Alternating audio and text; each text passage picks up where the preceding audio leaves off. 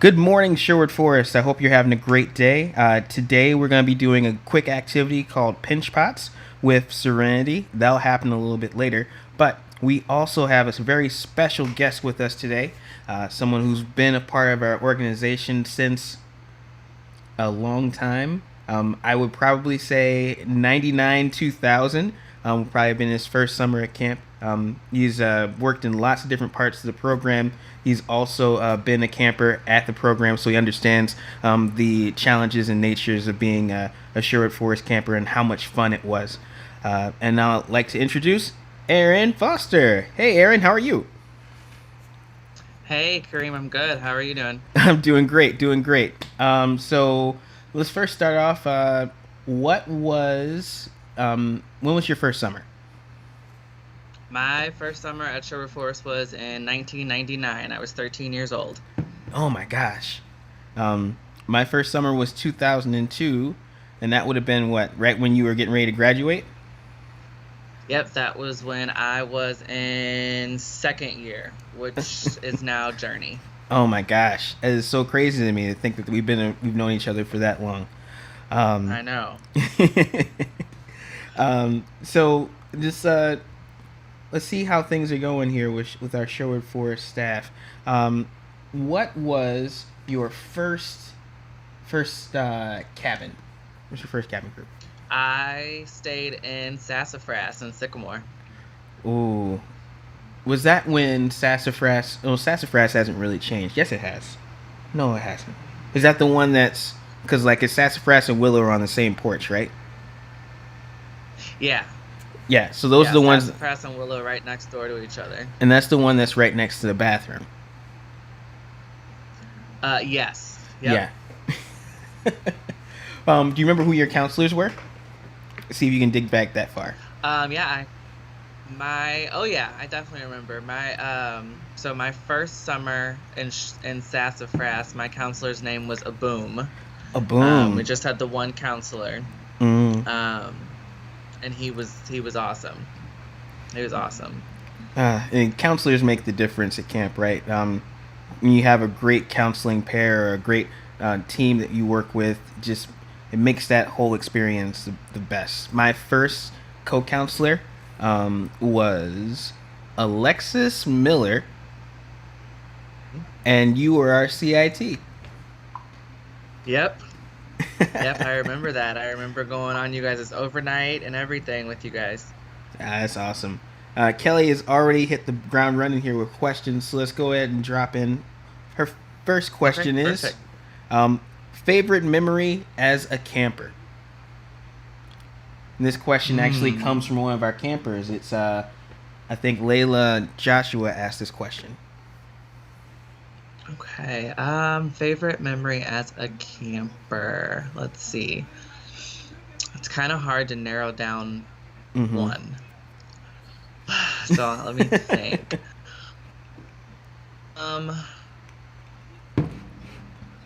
ooh, I guess I would say my favorite memory would be probably our 5 day hmm. when I was in leadership, my first year in leadership. Mm hmm. Just because that was my first time ever doing something like that and being away in the woods for that long. Yeah. That was a challenge for me, being a city kid, um, and liking TV and technology. But but I technology, there think wasn't that was a lot of technology fun. in 99, 2000. What are you talking about? Technology. I mean, we had dial up. Like it. I mean, it took a while to get technology, but I mean, we had it. But I think like I just remember like our at the end of our 5 day because we hiked on at Han State Park Mm. for our 5 days. So for the hiking part at least, I remember at the end of it there was a playground Mm hmm. over there and we were all just super excited and just proud of ourselves for making it as far as we did and we um we all got to hang out at the playground. I remember we took a huge picture, which I still have somewhere around here, of all of us at that playground. That's really good So because that was fun. so I like that one of your favorite memories was tied with some kind of level of completion of a goal. So that was really cool. Oh Uh, yeah. Favorite meal while at camp? Ooh, so I will never forget this. My favorite meal, Miss Verna, loved her. Uh, Whenever she cooked it, it was I was my mouth was watering. It was always the Polish sausage with the mashed potatoes, sauerkraut, Oh corn. yes. Oh, I loved it when she made that meal. Yeah, that was one of my favorites too. I I didn't like the sauerkraut itself. I didn't eat any of that, but I Yeah, I didn't liked do the the flavor. sauerkraut, but everything But like the else. flavor that the sausages got by simmering in the sauerkraut. So I think that was Yes. pretty awesome. Ross actually is interested to know when you will be back in Scotland. Um, I want to come back to Scotland next year. Um, so hopefully thing calms down with what's going on, I will be back next year sometime. Well, if you come back next summer, that is also a time in which I'm off work, so we can maybe see we can get some folks together and do a big group trip. That'll be fun. That would be super fun. Awesome. Traveling those long hours by yourself is nice to have a companion. Yeah, is it can be daunting. I think I spent um, 8 hours in the air from St. Louis to Heathrow, but I also spent 7 hours getting to Chicago via train. So like I took the train to Chicago to make the Hmm. ticket cheaper. That's a long time. Um, It's so long. so this is from one of our campers, Celeste. What's your favorite thing to do at camp? Let's see. As a camper or as staff? Well, I think since it came from a camper, let's start with the camper perspective, and then we'll switch to the staff. As a camper, my favorite thing back then, my favorite thing to do was going to the adventure tree. Mm, And for those people who don't know about the adventure tree, this was this was pre Tango Tower, Pre Tango Tower. and we had a big tree that was Mm-hmm. right outside of the dining hall. It's still there. That was it wasn't too high up. I can't remember exactly how high up. Definitely not as high as the Tango Tower, but you could climb up it, and then there was a platform at the top that you'd stand on, Mm-hmm. and the belayers at the bottom. We jumped down. The belayers at the bottom would ask us if we wanted to come down, like fast, slow, medium, um, anyway, like that, which was always fast, no matter how slow you'd say to go. But it was so much fun, especially because I'm terrified of heights. So it was a great experience for me to continue to do it to try to get over my fear of heights. I love that the adventure tree was your favorite. Like the adventure tree, I don't think I've ever actually climbed up the adventure tree when it was active. But I remember hanging out with Dan Ryan, and I went over to him and I was like, Dan, do you really let them down fast, slow, or medium? He was like, no, we just tell them that so that they feel Right. like they have some control over it. It's like, oh, okay. So everything's slow. Yeah, everything's slow. It's like, oh, okay, Dan. Oh my gosh, that was so funny. I Yep. almost felt like I was doing a Dan Ryan voice there. It was kind of funny. Um, Oh, Dan Ryan. all right. So this is a deep one. Okay. Transitioning staff from camper to staff. What was the hardest part about that transition? Mm. Um, I think the hardest transition or the hardest part of the transition for me was first off knowing that I'm no longer a camper. So the things that Mm-hmm. I liked to do as a camper, Mm-hmm. some of those things you could still do, but it had to be within some sort of reason Yeah. um, of doing it. And I couldn't get as overstimulated Mm-hmm. as I used to be able to. Um, because I'm not a kid now. I'm an adult. I'm on the next step. And then also the fact of having the responsibility of taking care of and making sure that are ensuring the safety of 8 other children. Mm-hmm. Because by the time I was a counselor at Sherwood, I was 19. So, I mean, I was still a kid myself. Yeah. And here I am now being responsible for 8 at the time. I think my first cabin group, I think I had like 10 or 11-year-olds at the time. Mm-hmm. So that was the hardest part, was transitioning into now I'm looking after myself, but I have 8 to 9 kids that I'm also taking care of too, and making sure that they're having fun and giving them the same experience that I had. That's a very good point. And you bring that up, and I think one of the inside secrets to our success as an organization is that support of all of those young folks that have been through the program going into being counselors. What do you think is like the reason why that's a really important component? Why is that so helpful for our program? For kids to have gone To through it like, and come on as staff. I think it's important because it makes those now counselors Mm-hmm. be able to relate a little bit more with those campers, especially if they're first time campers. Mm-hmm. It gives that counselor an aspect to be able to relate to them and their experience, and going back to when they were first timers. Yeah. And their feelings that they're having are the same feelings that these first timer campers are having as well. Or especially in watching kids go through the program, you went through the program as well, so you know Mm-hmm. exactly what their feelings are at each stage, each year that they're coming to camp. And as we learn as counselors, like the hierarchy of needs, Yeah. we've experienced those needs throughout the time that they've been at camp as well. So we know how to talk with them and how to help them out with different situations that they're having. That's excellent points there.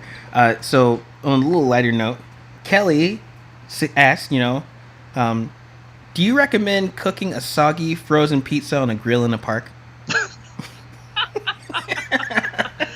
Oh man.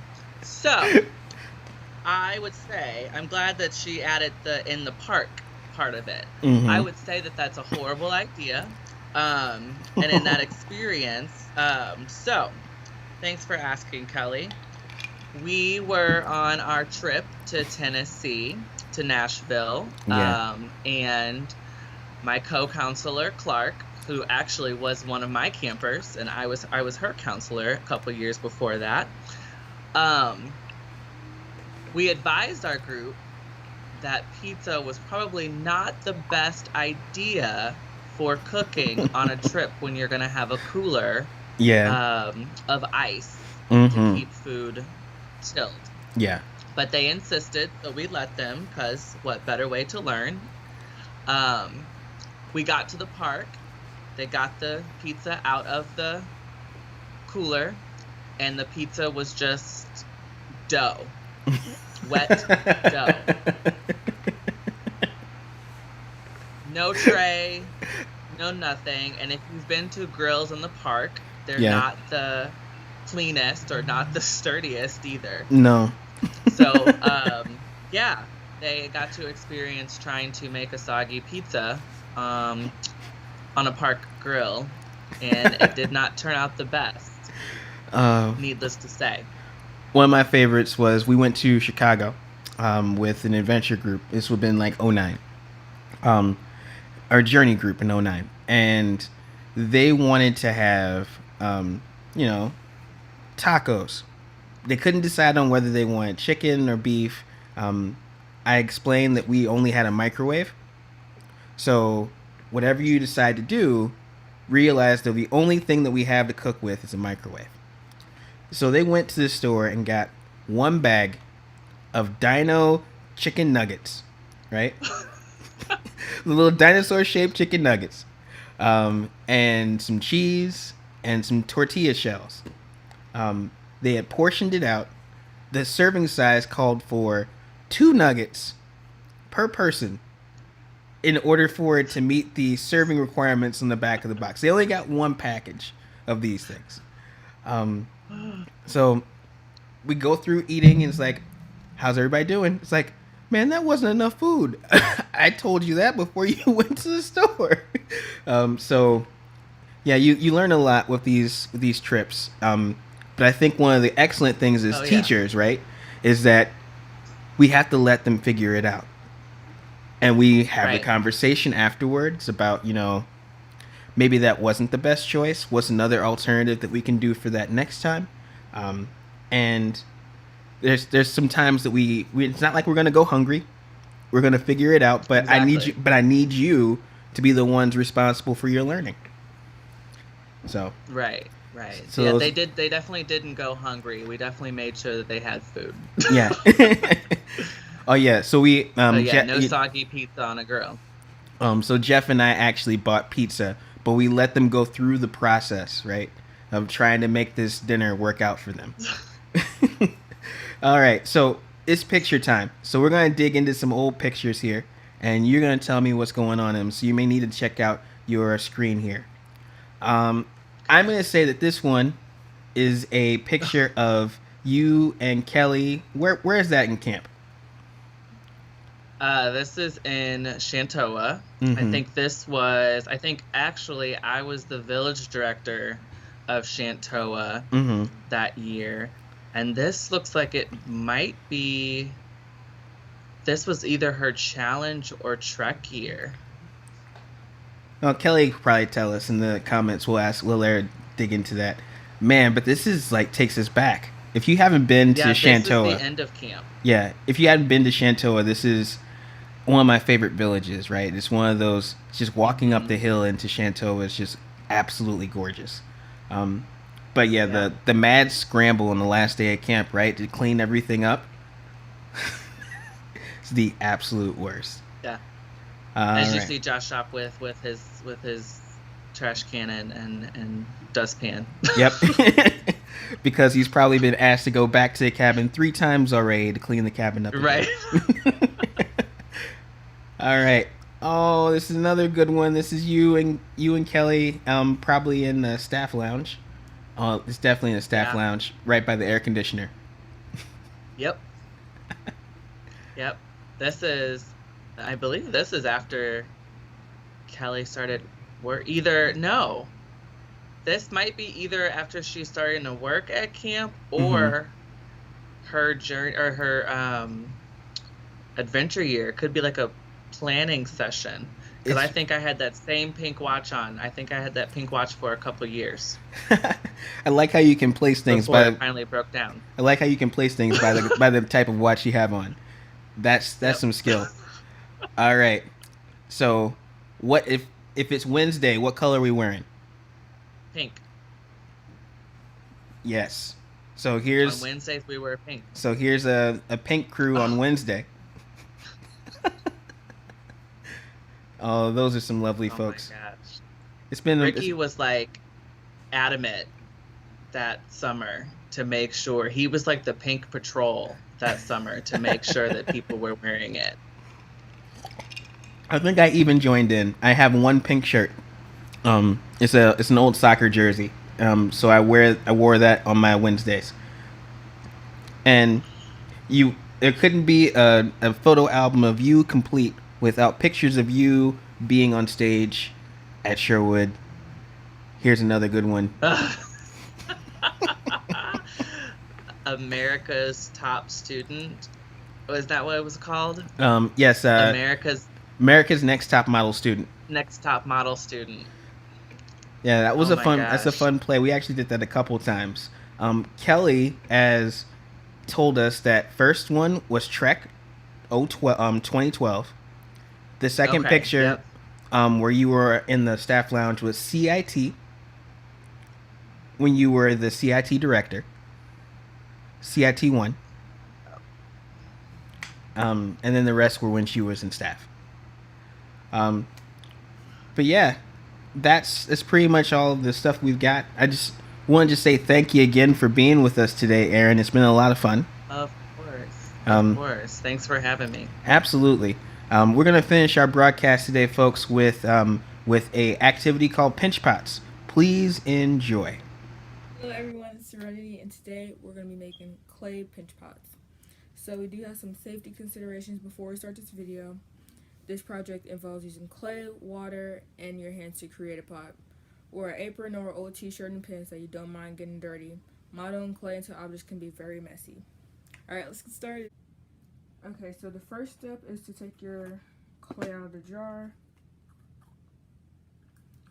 So now what I'm going to do is I'm going to put a hole in the middle of the clay and work around the middle. So I'm going to start flattening the outside of the clay so I can start forming a bowl shape.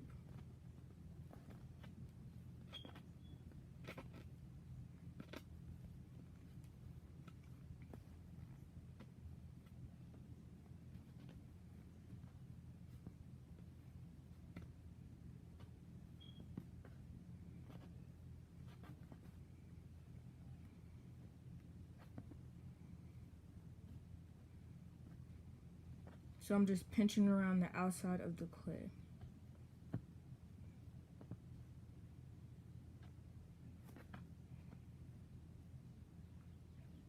Now I'm flattening the outside of the pot.